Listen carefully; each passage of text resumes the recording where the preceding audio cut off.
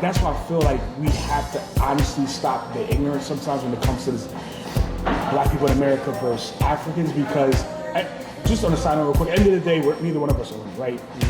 But we have to learn how to build. Wait. I like you said, at the end of the day, neither one of us are winning. I like that. No, we're not. So at the end of the day, we gotta find some way to build. Yeah. We gotta find some way to invest with one another.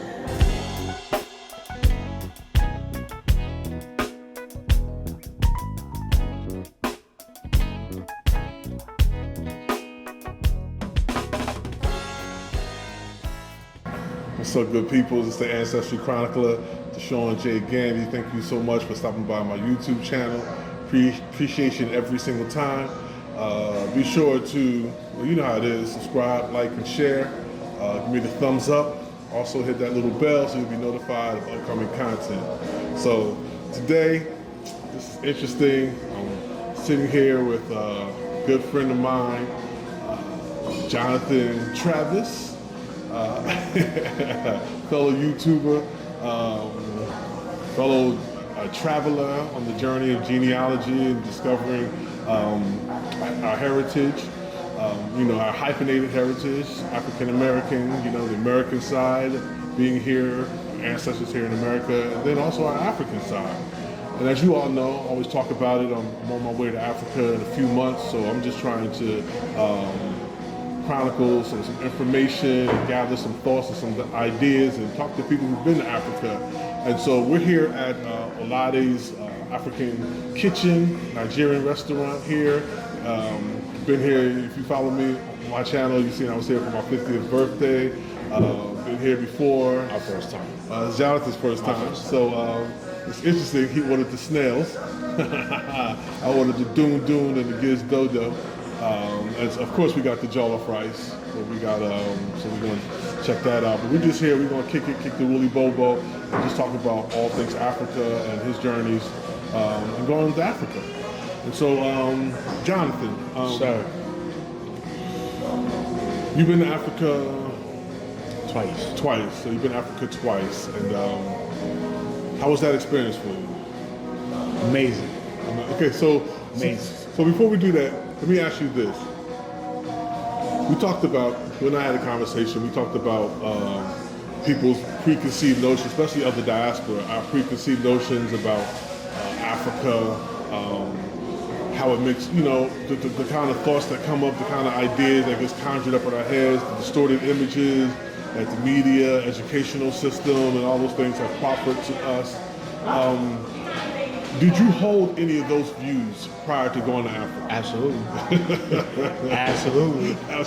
I sure did. What were some of those views that you held to? So the first time I went, I was going to Uganda, and my sister was there for the Peace Corps. So when she got there, she's basically like living like pretty much how they live in those rural areas. So it wasn't no fancy house or nothing. She's lived with her family, bare minimum essentials or whatnot. So when she's talking to me, she's like, yeah, it was, I think she said it was some animal that was outside. I can't remember what it was. And I had to travel 6 hours from the capital to get here. So in my head, I'm thinking like, I'm asking like, is it safe? Like, are you okay? Like, what was those 6 hours like? Isn't there a civil war? Like, weren't you scared to be on a road? Like, they don't have highways? Like, but the catch to me is that I consider myself like pro-black. So I wasn't so like much like just negative like flies, like the image. A lot of people got flies surrounding Africans and guns everywhere. Right, Go to get kidnapped, but at the same time she's telling me, in my head I'm visualizing like, yo, you need to come back home. But when I got there, it was absolutely nothing like I visualized. Nothing. And I didn't stay at any fancy places or any of that. So did you stay in the bush, or was it? It's the bush. The bush. The rural, like deep village. Yeah. No, I was in the rural part, but because I would need more shots if I went deeper into the villages. Okay. I didn't go that deep into it, but I was like hardcore rural. Like when I first got there, we didn't stay at any fancy hotels. I ate at places like that regular people in that rural area, ADAC, so it was straight like a real experience. I was among the people, real experience. We got around on motorbikes. You pay them like a couple, I don't remember the exact amount, but you pay them a couple, like, I think it was like 50 cents a dollar in our money to go around the town or whatever. You get on the back of their motorbike, they take you wherever you need to go. So it was a straight up real experience. Were you scared when you first got there? Like how? Absolutely. Like the feelings that you held. How long did you harbor those feelings before they started to change? Because you were just like, wait a minute, this is not at all like I thought it was going to be. Like, so I have to give you a little backstory. Okay. So for those of you who don't know, I travel often. So me going to Africa is not so much of a big deal. I do travel often. He does. I've been around the world. Literally. I can't keep up. He's literally been around the world several times. So before I got to Uganda, I had a layover in Kenya. Okay. So I get to Kenya, and I had to get off the plane to transfer. I wanted to just roll with the punches, act like I knew I was going, whatever. They speak English in the airport. For the most part, believe it or not, Kenya, English is the official language of Kenya. Okay. For those who don't know, that I believe they're trying to switch it. It's crazy, it's Africa, but Kenya's like the official language. So I get there, but what I didn't know was that American English is not their strength. Believe it or not, of course people should know there's different type of dialects when it comes to English, whatever. So anyhow, I think that's the right word, dialects. But English is not the same English everywhere in the world. Let me just say that. Right. So anyhow, I get off the plane. I'm like, I'm acting like I don't know where I'm going, this and that. People are in about it because it wasn't like the American Airlines, American planes. You get off, you go down a little tarmac, whatever. Mm-hmm. You got off the plane, you're on the runway, whatever. Okay. So they're like, if you don't know where you're going, you can talk to one of the people. I'm like, nah, forget that. I'm acting like I don't know where I'm going. I'm not gonna look like I'm lost, whatever. So I follow these people that's transferring, or I thought, to get their suitcases. My suitcase is not in there because what I didn't do is ask where I'm supposed to go. So I get in there, I see my suitcase is not in there. So I ask one of the guys, yo, where's my suitcase at? Where do I go? He's like, oh, go with him. So this guy pulls up in one of them little carts or whatever, and he's talking to the guy. He's like, he needs to find his stuff. He's transferring to Uganda, Nairobi. Not Nairobi, I'm in Nairobi. Transferring to, what's the capital of Uganda? You got me. I'm drawing a blank. I should know this, especially since I'm interviewing. I forgot I'm drawing a blank right now. It'll come to me. Okay. But anyhow, he's like, fuck, this guy will take you where you need to go. I'm trying to make it short as possible. So a guy takes me to this part of the airport, and it's a little small room. So he's like, it's in there. So I was like, all right. Literally, like, you walk in, it's a little opening, you walk in, and then what I realized when I got in this room, I'm off the cart, is that now I'm out of the airport. So just like that, I'm in the airport, and now I'm out of the airport, still no suitcase.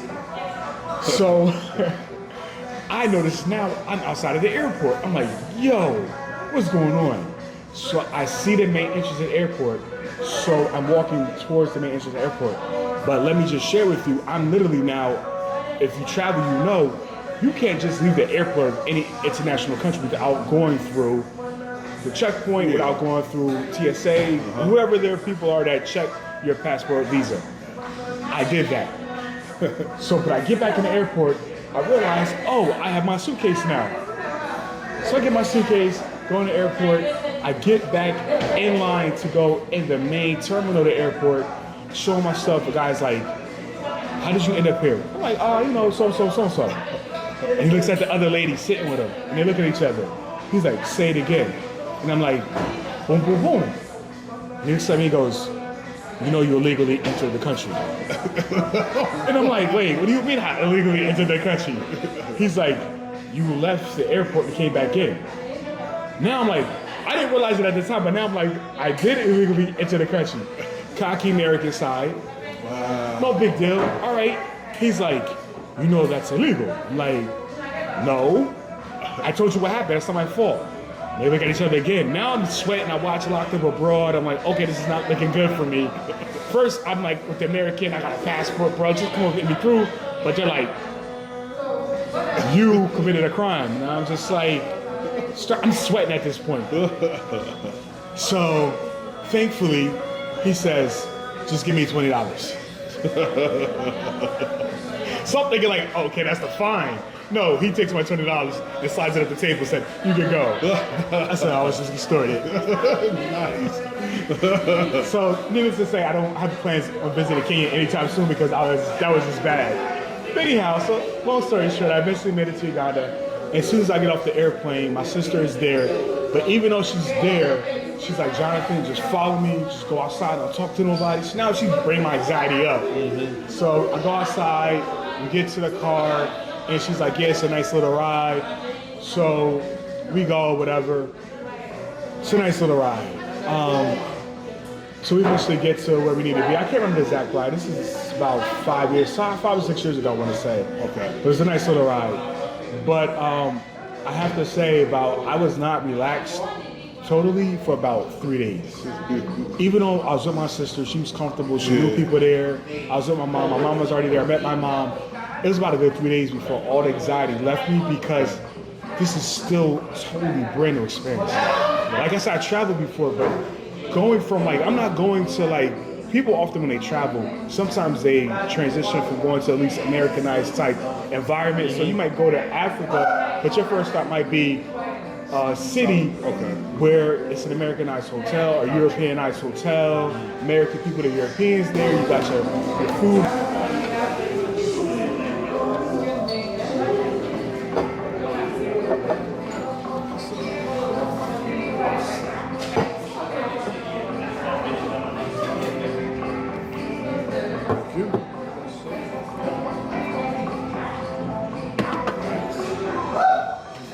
So yeah, it took me 3 days, I would say. I was in Africa for about, the traveling time out there is good, about 24 hours.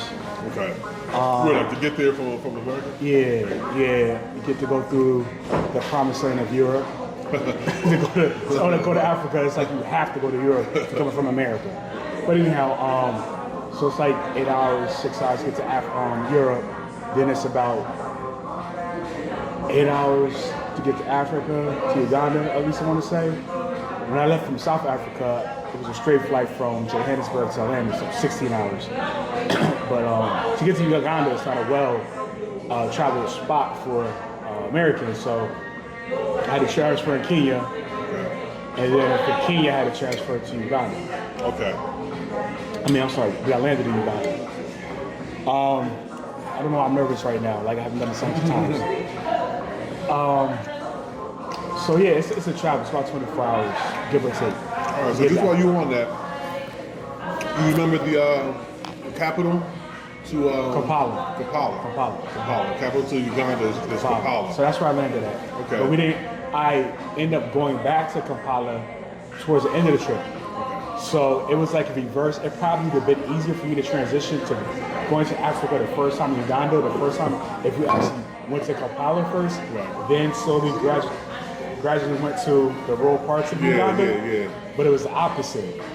But let me say this, I got so comfortable about the 4th or 5th day in Uganda that we went to a resort where we saw the animals. Right. So we spent the night over there because like a safari type thing? Safari, exactly, that's what it was, a safari. So we spent the night there because there's so much to see. So the first day we saw pretty much, I want to say, the giraffes. That's why I have pictures of the giraffes. It was humongous, absolutely beautiful. Wow. Hippopotamus. Huge crocodiles. You saw it all. Spent the night at the safari resort.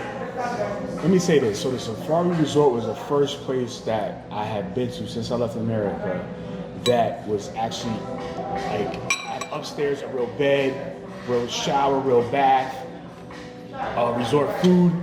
But at this point, I was ready to go back to the rural part because I had got that comfortable where it was at.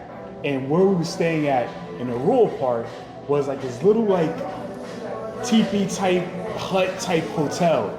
I've seen those. Right. Well, not in person, but I've seen videos of so it was trying to give you that real vibe that you're in this rural place in Uganda. And when I first got there, the first day, I never forget, the first day I got there with my mom, and we checked into that spot, I sat on the bed, and I'm like, what is this? No. But it was modernized. No. Oh, okay. No, not The safari joint was, but not the okay. where I first ended up at. It wasn't. Okay. Yeah, no, there's no TV. I think it was like maybe a light in there. Okay. You spent most of the time outside of it. Okay. So it was like a bed, and you had a net for the mosquitoes. Mosquito net, right? And then the bathroom was, I mean, straight up basic. Like the water, like ran real light. You had like a toilet, but it wasn't an ideal. Like you weren't going to stay in there and take a shower for a long time because the water was just like, it wasn't much water. Come on. It was just enough to get what you needed to do. Right. Yeah. But I was ready to go back there after one night in a safari joint because I felt the safari joint after a while was like, now I'm like, this is commercialized. I don't want this anymore. The food wasn't as good to me as it was at the royal spot. Yeah, that's what's up. The food at this little hole in the wall hotel we were staying at, bro. Was it local food? Yes. Was it like American? No, it was chicken, like chicken rice. Right. But it was their stuff. bro. Wow, that's what's I could not wait to leave that safari resort to go back to eat the food at the Royal Joint. Oh my bro. I'm out the camera. Yo, that food was. That's what's up, man. That's what's up. So speaking of food, we got half your plate. We got on both half our plates. We got jollof rice. We got a rice dish. We got half jollof rice and half Ghanaian rice. Half Nigerian jollof rice. Half Ghanaian jollof rice. So with the whole jollof war, which one do you like better? I can't say. Mind you now, we're in a Nigerian restaurant, so it's a tie. It's a tie for me. I can't. They both have these unique flavors that give it this great taste that I honestly cannot pick. Okay, so is this your first time having jollof rice? It is. It's off the chain, right? Yeah, I'm trying to tell people jollof rice is off the chain. I don't know how it took me this long to eat it. And once again, for y'all don't think I'm cultured, believe me, I am. I eat all kind of food. I don't know how I never had this before. I really don't. I'm an Ethiopian food fan guy when it comes to African food. Okay. But still, this is well known rice, so I don't know how I never had this before. What do you think about the fried yam sticks? It's an interesting taste. It's an interesting taste. I like them. I don't know how to describe it, but with the sauce, it definitely gives it a kick. Yeah, sauces. Yeah. And this right here, this is the oh boy, the giz dodo. Yeah. It's gizzards and plantains sauteed in like a tomato sauce. It's spicy. Just let you know that now. About to have a live. It's spicy, so you may want a glass of milk. It's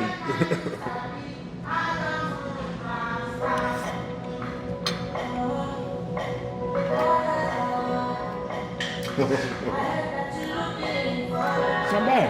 Right? It's not bad, actually.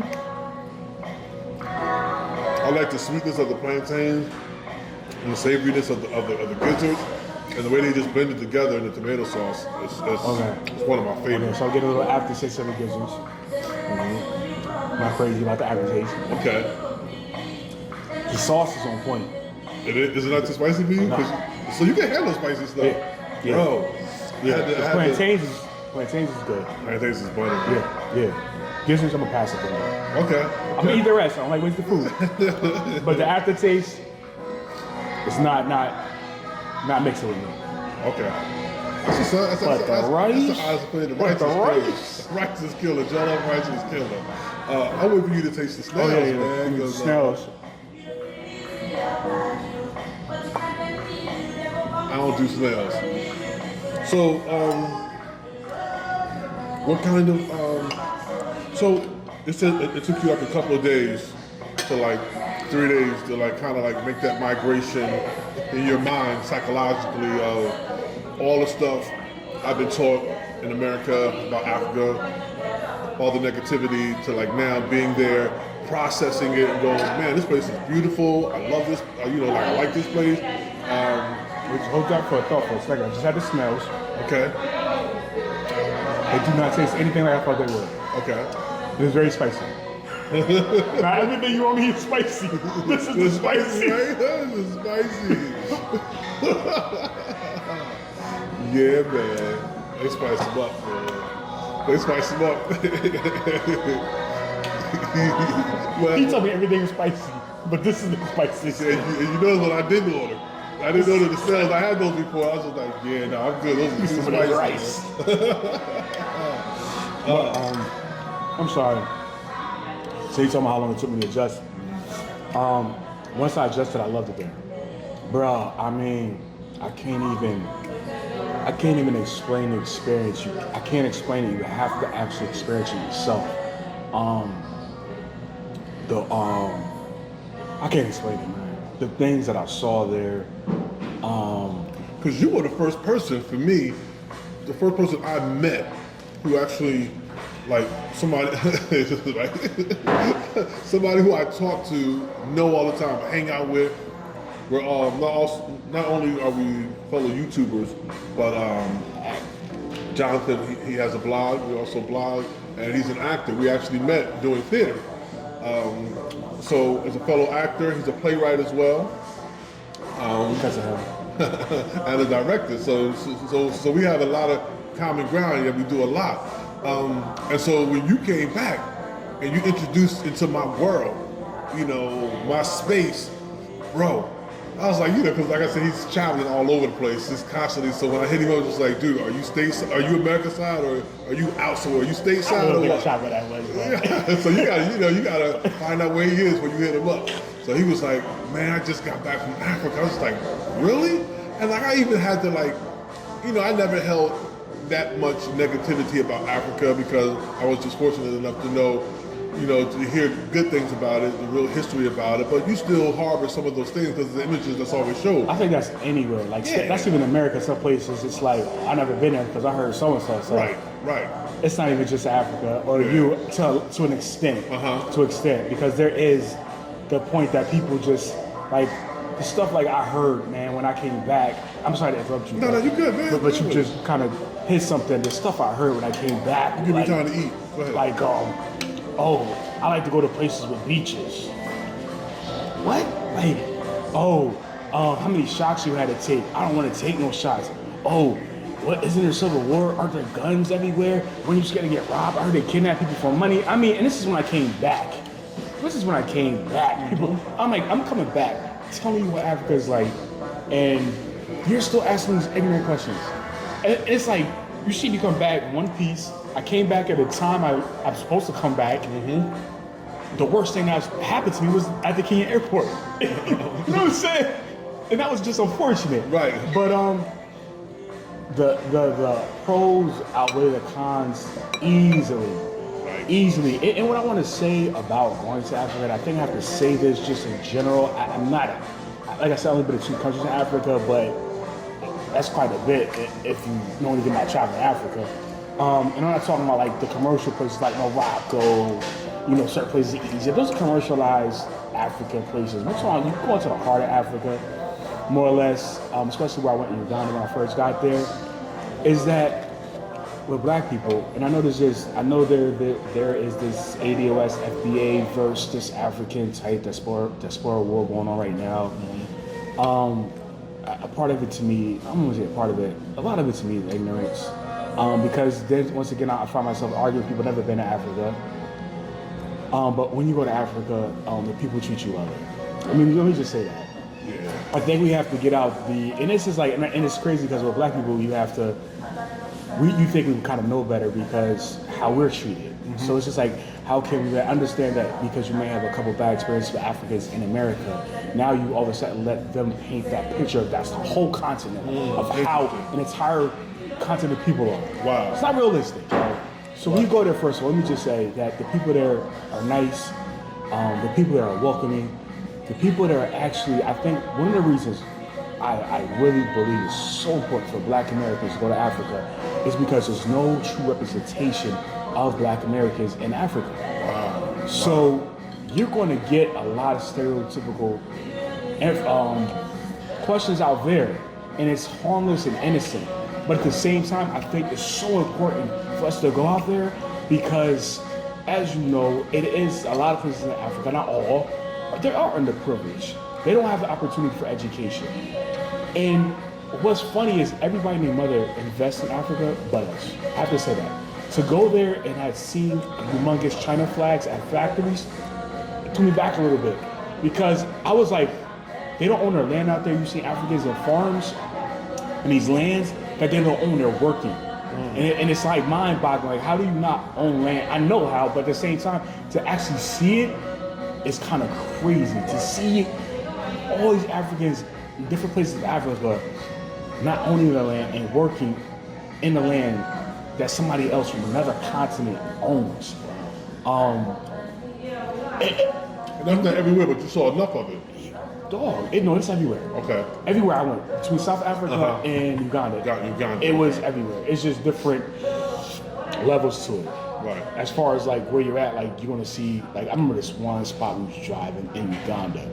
Huge land. I want to say my sister said it was tea leaves. It was like just miles.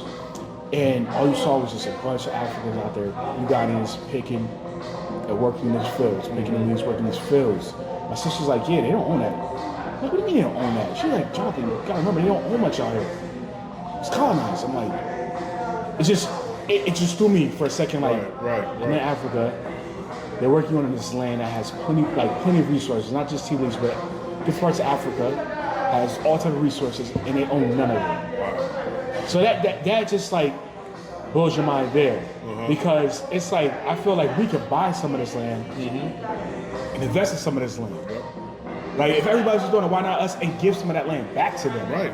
You know, that's just me. I am kind of a fan of Africans, so that's just me. But also, what I think was the most disturbing was the education of Africans, because what happens is a lot of Europeans volunteer for those positions out there, and they're not. I'm gonna be honest with you, they're not taught the truth. A lot of information they're taught out there is whitewashed, and a lot of Africans tend to look at white people as superior, as the best, because none of us are coming out there to actually educate, volunteer our time to educate, to learn, to give back.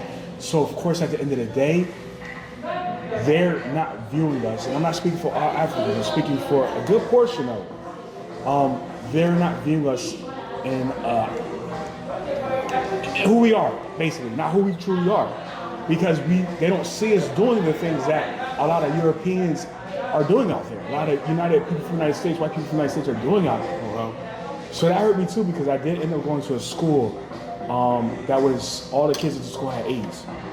Had AIDS? Had AIDS. AIDS. AIDS? They were orphans. The disease?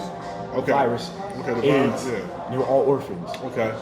And I went into the school. This was one of the hardest parts of the trip. I went to the school and just to, say hello. And my sister's friend, who's a Ugandan, actually showed us around and where they slept. And it broke my heart to see the conditions that these children. It's bad enough that they are orphans, then they have AIDS, and then the conditions they live in. Wow. It was heartbreaking.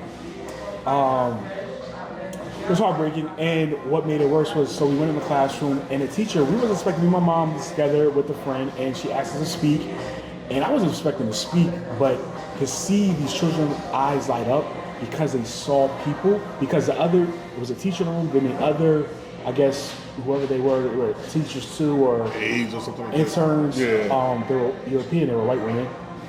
So for those children that see me and my mother, and I'll never forget their facial reactions, to see us walk in that room, to hear us speak, I believe, to me, my opinion, was something them children will never forget, because it's something they don't see often. And because they saw somebody who looked like them. Yeah. That's important, man. That's deep. That's deep, bro. So that's why I feel like we have to honestly stop the ignorance sometimes when it comes to this Black people in America versus Africans, because just on the side note real quick, at the end of the day, neither one of us are winning, right? But we have to learn how to build. Wait. I like what you said. At the end of the day, neither one of us are winning. No, we're not. I like that. No, we're not. I like We're that.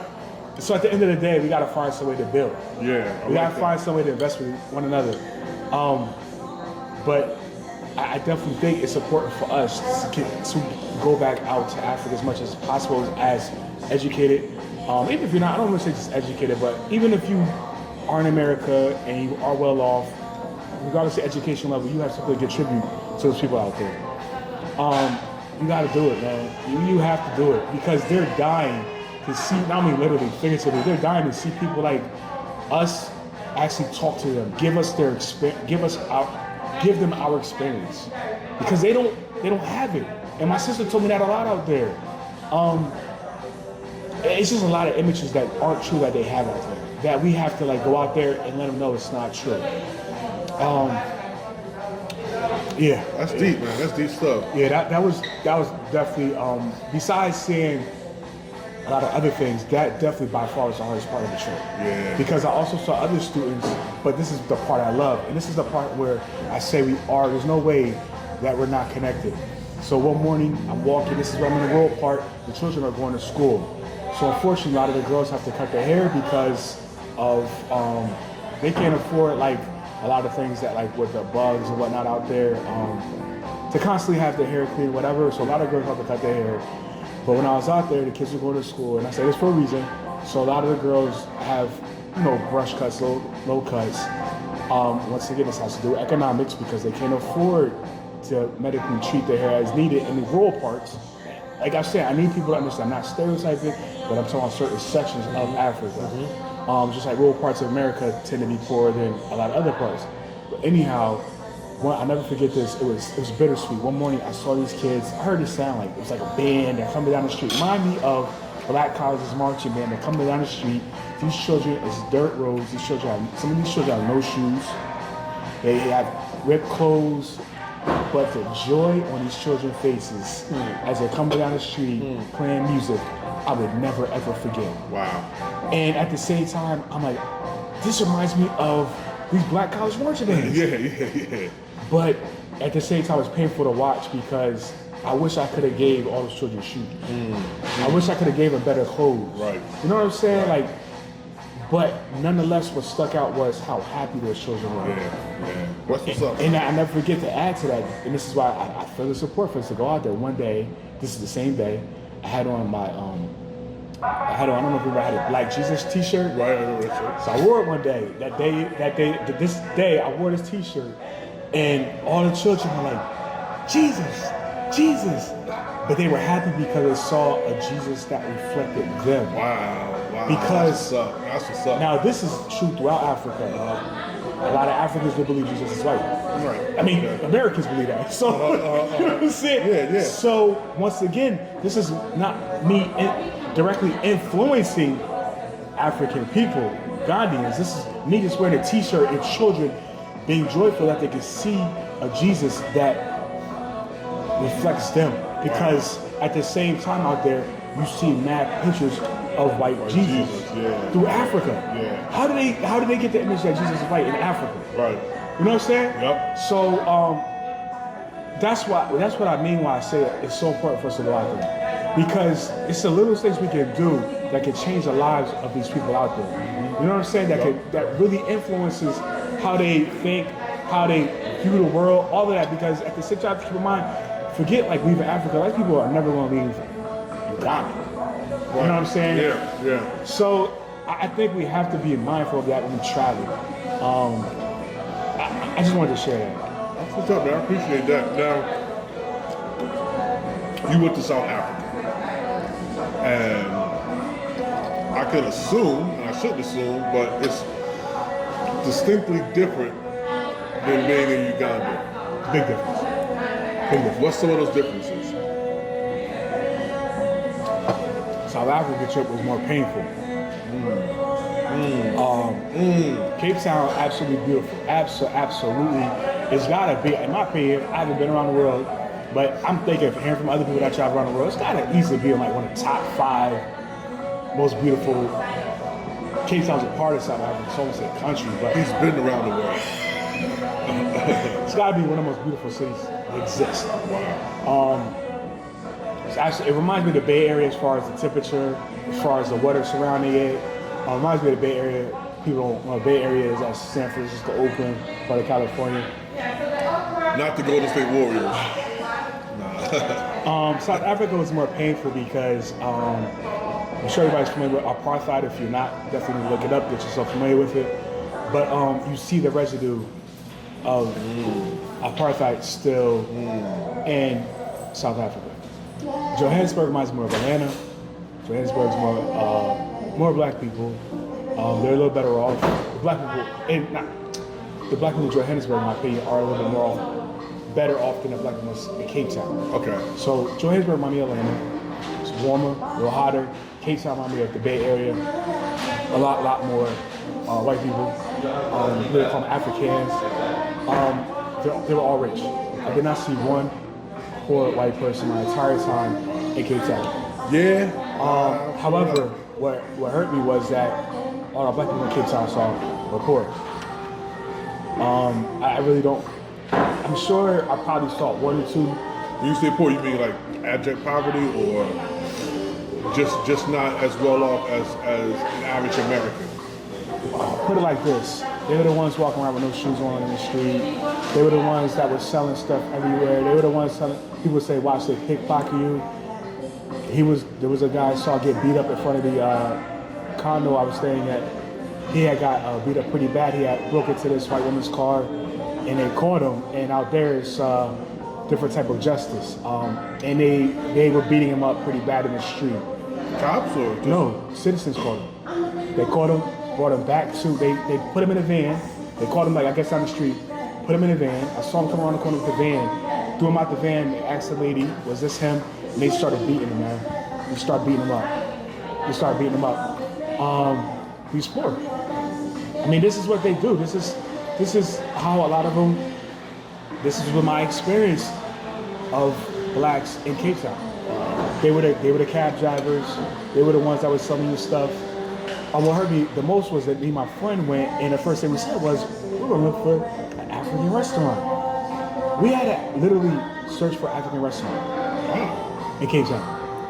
Wow. We had literally searched for because all the restaurants were Americanized or Europeanized or Thai food. I mean, stuff you would find in America. Yep.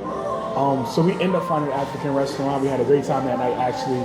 But all of that together was mind-blowing experience. Because once again, it's like you hear things, but once you actually experience it, it blows your mind. Like, right. Once again, how could this be? We're in South Africa. How are we actually Googling or asking taxi cab drivers for African food? Right, and what was interesting was to see apartheid, like people who enforce apartheid, the Europeans who enforce apartheid, their names are still on highways, streets. Blacks they're still not allowed to live in certain neighborhoods in Cape Town. They can't afford to, I don't know if there's this image that I think people should look up. It was mind-blowing when I first saw it. When I went to South Africa, Cape Town, I definitely see it. Of Cape Town, of how they have, like, they call it shanty towns where all the poor black people live at. And then literally, like, next to it, you see where all the rich white people live at. It's like a satellite image picture, or not necessarily satellite, but maybe a drone picture. Okay. It's literally like you see the difference in one picture and how literal that difference is. Wow. It's no joke, man. And my friend kept asking one of the bartenders who was at a restaurant one day, at lunchtime, just having a drink, whatever, and he asked this guy, he said, "I want to go to where y'all live at. I want to go to where y'all live at." And my friend kept bugging him, and he's like, "I can't take that over. I can't take that over. It's too dangerous." My friend's like, "No, I'm gonna be fine. We'll be fine." And it just got to the point where he's like, "No, he's just like, because to him, he's like, it's not safe for y'all to go there." Yeah. You know what I'm saying? And that's not us stereotyping. That's him saying. Yeah. Because that's how impoverished they are there. Because they literally had everything taken from them. Like literally everything. Yep. And to see, how these white people out there are living it's heaven. They all drive German cars. Yeah. They live in these nice condos, some of them houses in the hills by water. Yeah. So that trip was actually harder than Going to Uganda. Yeah. Wow. And Johannesburg didn't make it any better because I went to Apartheid Museum. And literally, Apartheid Museum, they give you a ticket. Apartheid, similar to Jim Crow, they gave you a ticket. So similar to Jim Crow, apartheid. Yeah. So blacks go on interests, black Africans, South Africans, and then there's the white interests, but that's everything.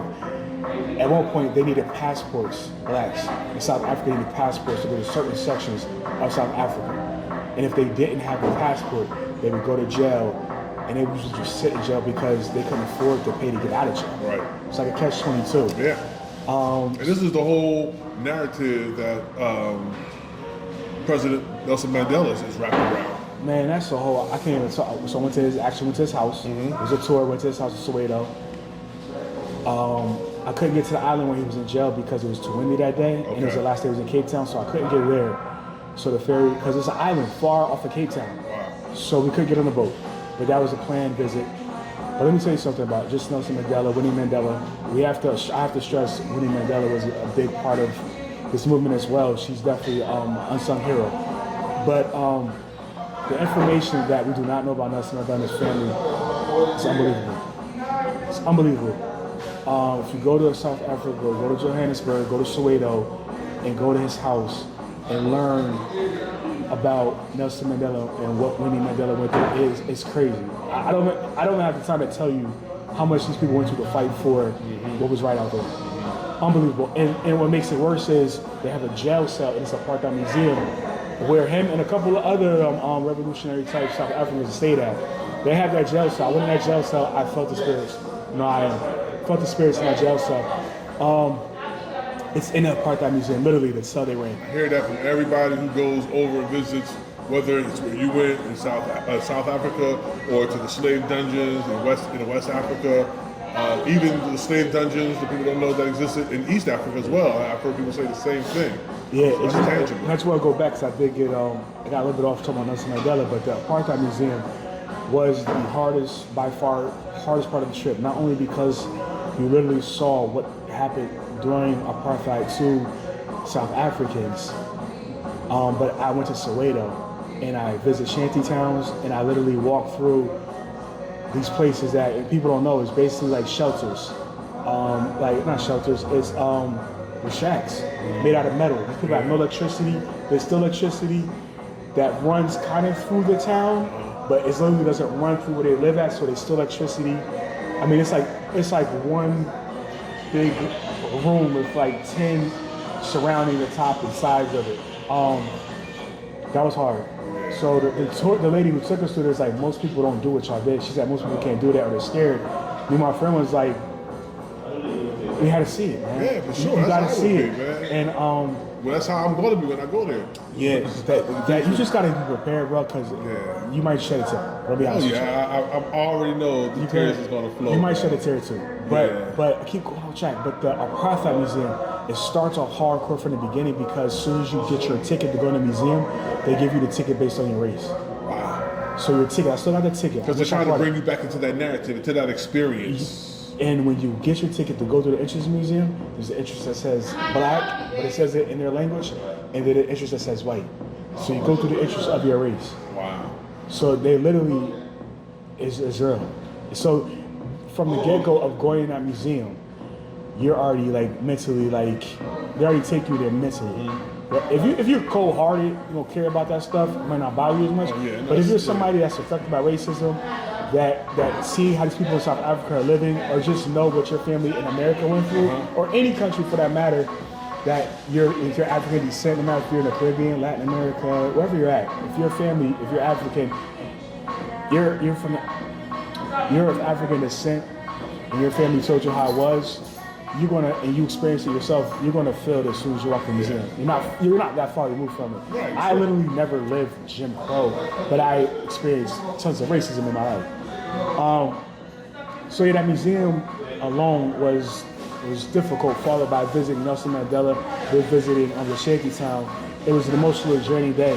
So the lady was like, oh, there's another place I want to take you and your friend to, Johannesburg. We went to Johannesburg. When I talk about the hood, Johannesburg, downtown Johannesburg, my God, bro, you want to talk about the ghetto? Hardcore. And she's like, I know a cop, I want y'all to walk around, to see what it's like, but y'all be safe, this and that. We did not go, we told them we can't do no more. We did not go because we were scared. We did not go because we literally were emotionally drained from everything we had seen that day. Wow. We literally were emotionally drained from everything from Saint we saw that day and learned that day. Yeah, man. So, yeah. And this is why I say it's so important for us to go there, because we just have to understand we're not of course not that different. Oh, because the best part is you're going to find people that find you people in America, bro. You will find R.I.P. Naz, I sent the picture. The first guy, when I got off the airport, he picked us up. He looked like my boy Naz. That passed away. Naz is Puerto Rican. This guy was from South Africa. I forgot. Naz is Puerto Rico. Naz is dark skin. Black Puerto Rico. Yeah. But I was saying, the reason I said he's Puerto Rican is because this guy in South Africa looked very similar to my friend Naz. Wow. And also, I mean, I don't want to keep talking. I'm going for days. But no. You're going to find people in South Africa, just Africa general. Uganda, not so much. But South Africa, that reminded me so much of people that was in America. I'm like, there's no way we're not related. This is the way we are not all related. The way they walk, some of them. Yeah. But that's interesting because I know, like, for instance, man, listen. You know, our friend, you know, Jay Cameron and other people we know who go over to Africa all the time, like they always say, like, you're going to see people over there who are going to look like family members over here. I was with Michael W. Twitty. I was interviewing him down in his spot in Maryland, and he was saying when he went, you know, to West Africa, he saw people there who looked like his grandma, who looked like his cousins, his uncles, who looked like family over here. And he took pictures of them, and he showed me the pictures and held them side by side. I was like, get out of here. It's so true, yeah. And that's crazy. I'm thinking, like, if I go to, eventually when I go to West Africa, and I'm able to find out exactly where my family from, like yours, I'm like, I would be excited if I saw people that was like me. I mean, at the end of the day, just on a side note, to just get rid of all the ignorance, like, there's just no way that we all are not from there. Right. You know what I'm saying? Like, I even found people that was from different parts of, like, the Western Hemisphere, like Latin America, Caribbeans, that look like people in my family. You know what I'm saying? Like, yeah. What's that saying? Same ship, different boat stop. Yeah. We all came from Africa, but we just got dropped off at different places. Locations, right? For sure. Yeah. So that's why I feel it's so important for us to go back. And same thing, we visited a school in Soweto, and in the school they had pictures of everybody who gave back to that school. Every single picture they had in that school was a white person. Wow. Did you take a picture of yourself and be like, you're here? I didn't get back. I didn't have no money on me. I had like $20 on me. They don't put me up there for that. These are people that gave like not only give a lot of money, not only to give back, they actually they give back and they go there like twice a year. And these are people from Europe. Yeah. But at the same time, this is what sucks, is because there is an economic disadvantage for us. It's like we can't win for winning because there's no way I can afford. We can't win for losing. Right, my bad. I thank you for correcting me. I can't go back to South Africa. Okay, I can go to South Africa twice a year, but there's no way. I don't have that time to spend in Soweto at a school and give a certain amount that these people are giving. Right. You know what I'm saying? Right. Like, we're not at the same advantage, economic advantage as a lot of other people. But it's a point in me actually just learning this, though, knowing that what I need to do to move forward in the future. Right. Because at some point I would like to invest somewhere in Africa. Yeah, for sure. Whether it's me just going there and being a professor, investing in a school, and I'm not talking about just build it and leave, but I'm actually making sure like what they're learning is top notch, you know, all that other stuff. Like, I know everybody's mad at Oprah for building a school in South Africa. I remember a lot of people were mad at her for building a school in South Africa. But once again, it's like you're talking to people who never been there. So it's like once you go places, like your view and your opinions, and I guarantee they're not going to be the same after you leave. You understand why Oprah did what she did. Oprah also gave to Morehouse. She gave scholarships. I don't want to get too off the subject. But my point is that I just have to like throw in there like the ignorance that I get tired of amongst us. I get some of it. I get some frustration with it. But at the same time, some of it is just like, come on, man. Yeah, I feel you. Some of it's just the fire's got to be put out at some point, man. So, as we wrap this up, man, just thank you for just, sharing your experience about going to Africa, boots on the ground. And we know Africa is a continent, like 54 countries. So it's not a monolith. In some sense, there is this monolithic thing that's happening or that has happened. But, it's different country within different countries. You have different tribes, what, it's like 62 tribes in the newest country in Africa. Different, bro, the languages. The languages alone. Yeah, well, yeah, exactly. It's the languages, things like that. So you get all of that going and things of that nature. So I'm going to West Africa. In a couple of months, I'm going to Sierra Leone to see my people who I share genetic ancestry with, the Limba people of Sierra Leone. And I'm going to get a dual citizenship while I'm there. So this is part of me chronicling just getting all the information that I need. And like I said, I know, you weren't in West Africa, which has its own distinctiveness that's different than East Africa and South Africa. But just to hear somebody's experience who's been to the motherland, what would you share with your fellow brothers and sisters of the diaspora? Something that you want them to take away from your personal experience?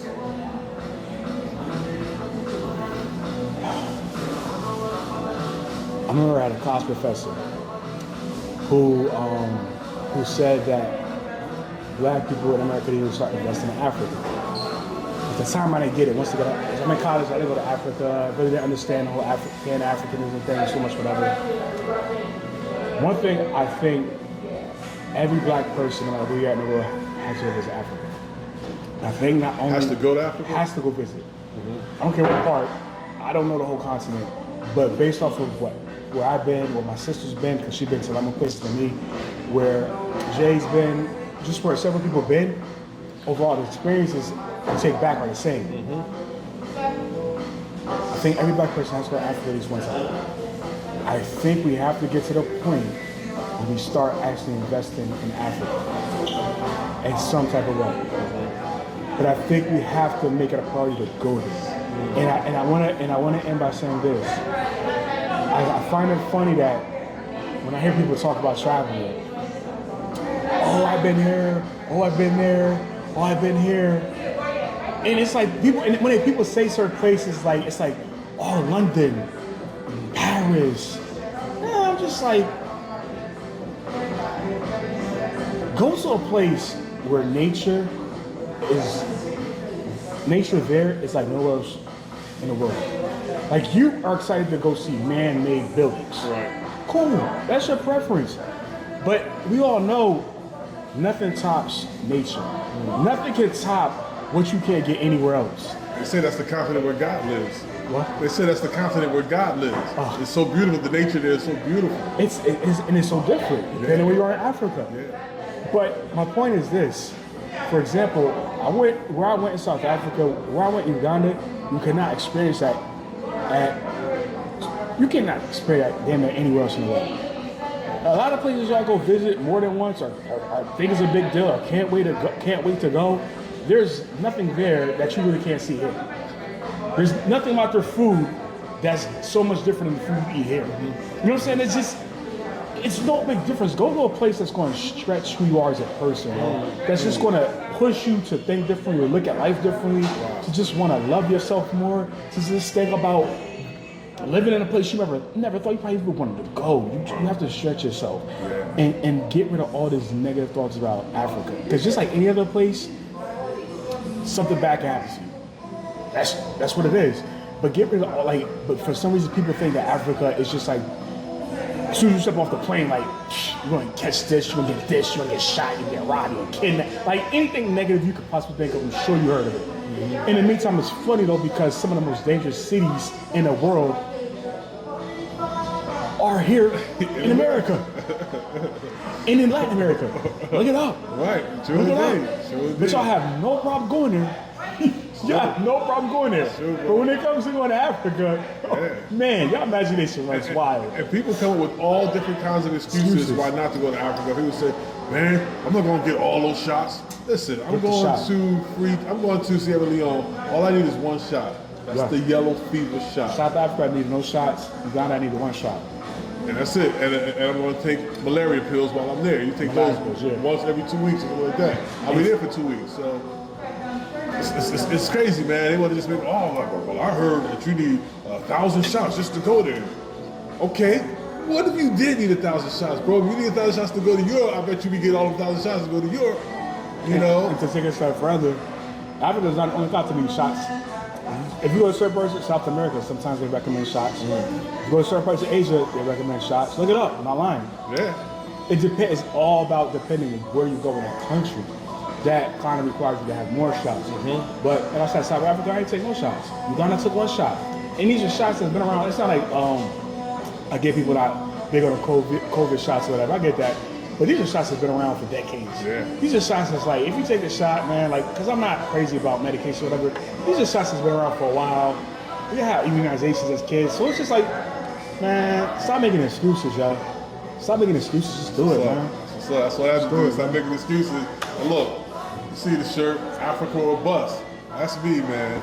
And I keep saying that shit, but one more thing. you good. I made it a goal of mine after South Africa to go to Africa every other year because that's how much I love it. My goal is to go to, I had to take a break after South Africa because of the pandemic. So of course I love this for traveling, but I'm getting back on it next year. I'll be starting keeping my promise of going to some part of Africa every other year. So next year I want to hit up East Africa. I'm not sure exactly what country. Look at Rwanda, Tanzania probably.